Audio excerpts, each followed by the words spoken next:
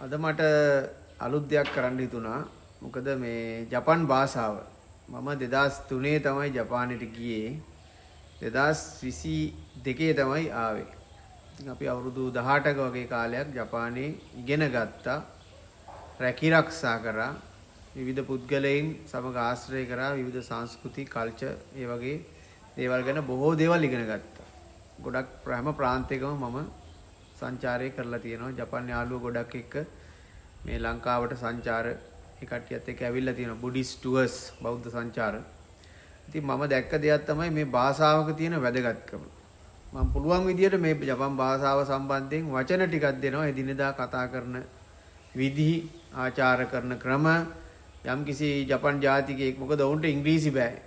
මේ ලංකාවේදී හම්බුනොත් එහෙම ජපන් භාෂාවෙන් වචන දෙක තුනක් කතා කරලා හිතවත් වෙන විදිය, අදහස් මාරු කරගන්න විදිය ඒක සාමාන්‍යයෙන් මේක අහන කෙනෙකුට වැදගත් වෙයි. ඒක පාසල් යන ළමයෙක් වෙන්න පුළුවන්, රැකියාවක් කරන කෙනෙක් වෙන්න පුළුවන්, ඕනම කෙනෙකුට. මොකද මම තංගල්ල වගේ පැතිවල කෙටි කාලයක් හිටියා. ඉන්නකොට ළමයින්ට මම මේ ජපන් සහ ඉංග්‍රීසි භාෂාව නොමිලේ මේ වගේ කරා. ඉතින් ඒවා ඉගෙන ගත්ත ළමයි අර ගොඩක් හිටියේ බීච් එකේ වෙරළහා කිට්ටුව මසුන් මරණ පවුල් හිටියේ. ඉතින් ඒ කට්ටිය අර හවසට කවුරු හම්බුණත් ගිහිල්ලා ඉංග්‍රීසියෙන් වචන ටිකක් කතා කරනවා, ජපන් වලින් කතා කරනවා. ඉතින් එතන ලොකු පිවිදීමක් ඇති වුණා. මේ භාෂාවක් කියන එක අපි වුණත් ඒ ඉංග්‍රීසි භාෂාවේ වටිනාකම තේරුනේ ජාත්‍යන්තරයේ විවිධ රටවල් වලට යනකොට තමයි. මේ භාෂාව දැනගෙන හිටපු හින්දා මෙච්චර දුරක් යන්න පුළුවන් වුණා කියන ඒක තේරුනේ ඒ වෙලාවේ. ජපන් රටට ගියාට පස්සේ තමයි ගොඩක් දේවල් තේරුනේ මේ භාෂාවේ වැදගත්කම. ඉතින් ඒ නිසා මේ මට පුළුවන් විදිහට මේ ජපන් භාෂාවේ වචන හැමදාම විනාඩි 10ක විතර වචන ටිකක් දෙන්නම්. කතා කරන විදිය, ආචාර කරන විදිය ඒ ගැන කියලා දෙන්නම්. ඉතින් මේක මේ ජපන් යවන කතාවක මුලක් නෙවෙයි. ඒජන්සි එකට සම්බන්ධ කෙනෙක් නෙවෙයි මම. ඒ වගේම වීසා හදලා දෙන ඒවා, රට යවන ඒවා, ස්ටුඩන්ට් වීසා එහෙම කතාවක් මෙතන නැහැ. ඒක මුලින්ම කියන්න ඕන. මොකද යහපත් සිතින් යහපත් දෙයක් කරන්න ගත්තාම ලංකාවේ තියෙන අනිත් පැත්ත තමයි ඔය මඩපහාර එන එක. ඒවා නම් ගානක් නැහැ. ඉතින් ඒවා මේ අර විශාල කන්දකට, විශාල ගලකට මේ පුලගෙන් ගලක් කොල්ලන්න බෑ වගේ තමයි ඉතින් අපේ ජීවිතත්. මේ අභියෝග හැම දෙයකටම මුහුණ දුන්න චරිත. නමුත් මේ මුලින් කියන්නේ මේ මගෙන් අහන්න එපා රට යන්නේ කොහොමද? මේක N4 N5 කතාවකුත් නෙමෙයි. මේ ඇවිල්ලා සාමාන්‍ය මේ වචන ටික පුරුදු වෙලා සාමාන්‍යයෙන් ජපන් භාෂාව ප්‍රැක්ටිස් කරන්න කැමති කෙනෙකුට මේකෙන් උනත් ගොඩ යන්න පුළුවන් කියන එක තමයි මම කියන්නේ. මොකද අපි මුල් කාලේ දන්නවා අපි පොඩි කාලේ පෙන් කියලා අර පෑනේ මිතුරෝ කියලා ඇඩ්‍රස් එක අරගෙන අපි එක එක රටවල් වල යාළුවන්ට ලියුම් ලියනවා. සමහර යාළුකම් හිතවත්කම් ගොඩක් දුර ගිහිල්ලා ඒ රටවල් වලට ගිහිල්ලා ඒ රටවල් වල කට්ටිය ලංකාවට ඇවිල්ලා එහෙම උන තැන් තියෙනවා. ඒක නිසා මේ උත්සාහවන්ත කෙනෙකුට මේ වචන ටිකත් මොකක් හරි ලොකු පිළිසරණක් වෙයි. දැන් ජපන් භාෂාවේ මුලින්ම මම කියන්නම් මේ ආචාර විදි. ඒ රට ගොඩක් මානුෂීය වශයෙන් මිනිසුන් එකිනෙකාට හොඳට ආචාර කරගන්න හොඳ ಗುಣධර්ම පද්ධතියක් තියෙන good qualities තියෙන රටක්. අපෙත් එහෙම තිබුණා ඉස්සර. දැන් ගොඩක් ඒ qualities අඩුයි. කියන කට්ටිය ගාව තියෙනවා. අයිසත්සු කියලා කියන්නේ අයිසත්සු කියන්නේ greetings කියලා කියන්නේ ආචාර්ය විදි. එකිනෙකා ආචාර කරගන්නා විදි. normally ඒ ජපන් කට්ටිය දෙන්නේ කම්බුනාම හොඳට හිස නමලා බව් කරනවා කියලා අපි කියන්නේ. ආචාර කරනවා. ඔව් මේ වගේ අංශක ගානකට ඔළුව නමලා තමයි හිස නමලා තමයි එකිනෙකා ආචාර කරගන්නේ. තමන්ගේ පොලයිට්කම, තමන්ගේ නිහතමානීකම තමයි එකෙන් ප්‍රදර්ශනය කරන්නේ. එකිනෙකාට කරන ගරුත්වය. ඒකට අපි කියනවා බෝවින් කියලා. බව් කරනවා කියලා කියනවා බෝවින්. ඔය කරාටි එහෙම කරපු කට්ටිය දන්නවා. ෆයිටින් කරන්න කලින් අර බව් කරන්න කියලා එකිනෙකා ඔළුව නමා ගන්නවා. ඒ වගේ බව් කරනවා කියන එක තමයි බෝවින් කියලා ඉංග්‍රීසි වලින් කියනවා. එතකොට ජපානයේ සුබ උදෑසනක් කියලා කියනවා ඔහායෝ ගොසයිමස්. ඔහායෝ ගොසයිමස්.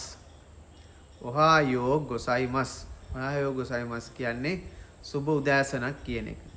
නමුත් යාළුවෝ දෙන්නෙක් හම්බුනහම සාමාන්‍යයෙන් ඔහායෝ කියලා කියනවා. ඔහායෝ කියලා කියනවා.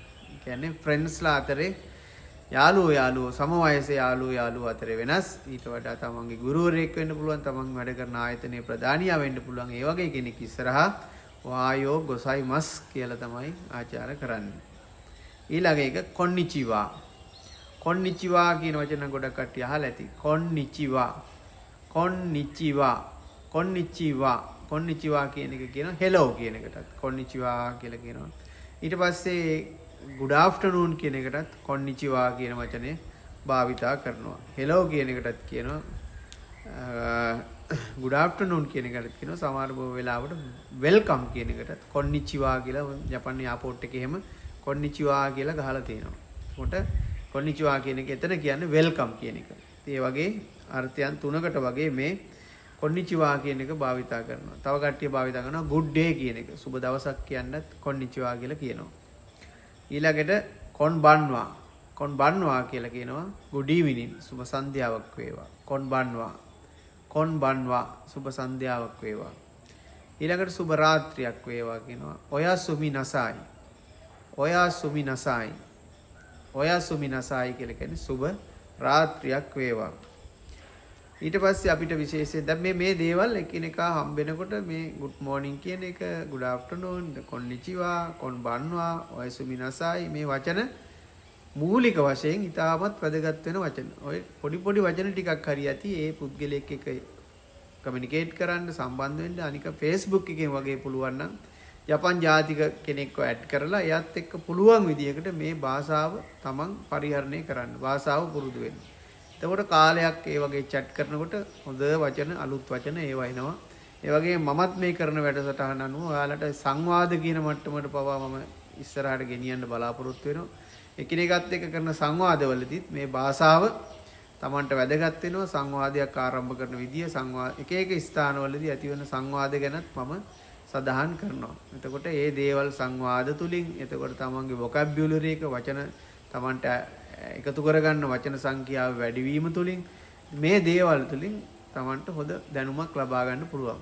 ඕනම එකක් පටන් ගන්න පළවෙනි පියවරෙන්නේ. මේ වගේ අපි මේ පොඩියට පටන් ගමු. ඊළඟ එක තමයි දෝමෝ අරිගතෝ ගොසයිමස්. දෝමෝ අරිගතෝ ගොසයිමස්. දෝමෝ අරිගතෝ ගොසයිමස්.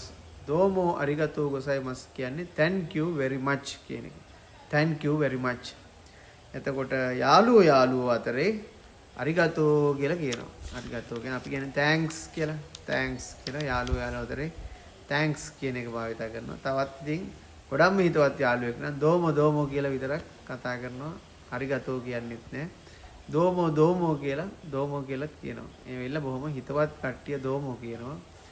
අර Tamanට වඩා ඉහළ කෙනෙකුට දෝමෝ අරිගතෝ ගොසයිමස් කියන එක භාවිත කරනවා. යාළුවෝ අතරේ අරිගතෝ කියලාත් කියනවා. ඉතින් ඒ වගේ මේ භාෂාව භාවිතා කරන ක්‍රම. නමුත් දෝමෝ අරිගතෝ ගොසයිමස් කියලා සම්පූර්ණයෙන් කියනවා නම් ඒක ගොඩක් පොලයිට්. ඒ කියන්නේ ඒකේ වටිනාකම වැඩි. මේ වචනය ගොඩක් අර ඊටාත්ම කෙනෙකුට වදින වචනයක්. දෝමෝ අරිගතෝ ගොසයිමස් කියලා සම්පූර්ණයෙන් කිව්වොත් ඒකේ අර මේ ස්තුතිය කියන එක වැඩි. Tamanට දැනෙන ප්‍රමාණය වැඩි. ඊළඟට සුමිමසෙන්.